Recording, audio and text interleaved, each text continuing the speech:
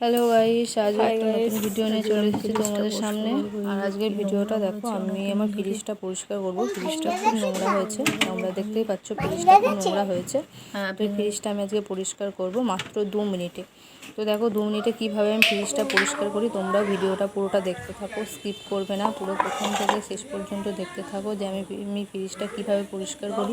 তাহলে তোমরাও এইভাবে ফ্রিজ পরিষ্কার করতে পারবে, তোমাদের ফ্রিজে পুরো নতুনের মতো ঝকঝকে চকচকে হয়ে যাবে।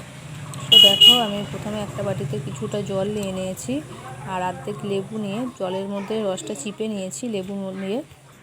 তো তার মধ্যে একটা ছোট কাপড়ের টুকরো নিয়েছি। তো টুকরো নিয়ে ভালো করে কাপড়টাকে ওই লেবু জলের মধ্যে মিশিয়ে ফ্রিজটাকে মুছবো ভালো করে। আর তোমাদের কাছে যদি ভিনেগার থাকে তাহলে অবশ্যই ভিনেগার দিয়ে পরিষ্কার করবে। আমার কাছে যেহেতু ভিনেগার ছিল না, তাই আমি লেবুর রস দিয়ে পরিষ্কার করছি। তো দেখো, আমি ফ্রিজটা আমার পরিষ্কার করতে চলে এসেছি। আর কি নোংরা তোমরা দেখতেই পাচ্ছ, ফ্রিজটা খুবই নোংরা হয়েছে। ভিডিওটা অনেক দিন ধরে করবো ভাবি, তা ফ্রিজে অনেক সবজি টবজি থাকার কারণে আমি ভিডিওটা করতে পারি না। তো আজকে যেহেতু দেখলাম ফ্রিজটা আমার পুরো খালিই আছে, সেরকম কোনো সবজি টবজি নেই, তার জন্য আমি ভিডিওটা ভাবলাম আজকেই করি। তো দেখো, তোমরা দেখতেই পাচ্ছ কি নোংরা হয়েছে ফ্রিজটা।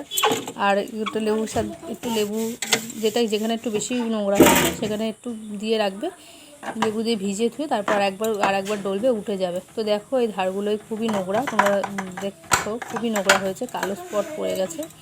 তো একটু ভালো করে একটু জোরে জোরে একটু ঘষলেই উঠে যাচ্ছে। তো এই দেখো, এই সাইডগুলো খুবই নোংরা হয়েছে। তো অনেক দিন ধরেই ফ্রিজটা পরিষ্কার করা হয় না, তার কারণে এত নোংরা হয়েছে। তো একটু ভালো করে একটু ঘষলেই উঠে যাচ্ছে। আর যেটা উঠছে না সেটা একটু ভিজিয়ে তুই আরেকটু পরে ঘষবে, তাহলে পরে খুব তাড়াতাড়ি রিমুভ হয়ে যাবে। তো এইভাবেই আমি ফ্রিজটা পরিষ্কার করছি। আর এই যে ফ্রিজের যে রবারটা, সেই রবারটা তো আর এর ভেতরে তো আর কাপড় দিয়ে তো আর পরিষ্কার করা যায় না, যেহেতু এটা খুব সরু সরু তো এর ভেতরে আমি একটা পুরনো বিরাশ নিয়ে নিয়েছি। তোমরা এরকম যদি বাড়ির বাচ্চাদের যদি ছোটো বিরাশ হলে ভালো হয় বড়োর থেকে। যদি ছোটো কোনো বিরাশ থাকে তাহলে সেই ছোটো বিরাশ দিয়ে পরিষ্কার করে নেবে। আর দেখতেই পাচ্ছ যে রবারের ভেতরে কতটা নোংরা জমেছে। আমি পরিষ্কার করছি, তোমরা তো দেখতেই পাচ্ছ যে কতটা নোংরা হচ্ছে। সেই কারণে বিরাসের সাথে সব নোংরাগুলো চলে আসছে, যেহেতু এটা লেবুর রস দিয়ে আছে তাই নোংরাটা গলে গিয়ে সহজেই বেরিয়ে চলে আসছে। আর এই রবারের ধারগুলোও খুব নোংরা হয়েছে। তো তোমরা দেখো এই বাটির জলটা কি নোংরা হয়ে গেছে।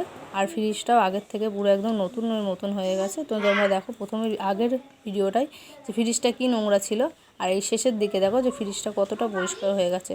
তো নিজেরও একটু ভালো লাগে পরিষ্কার থাকলে। ভিডিও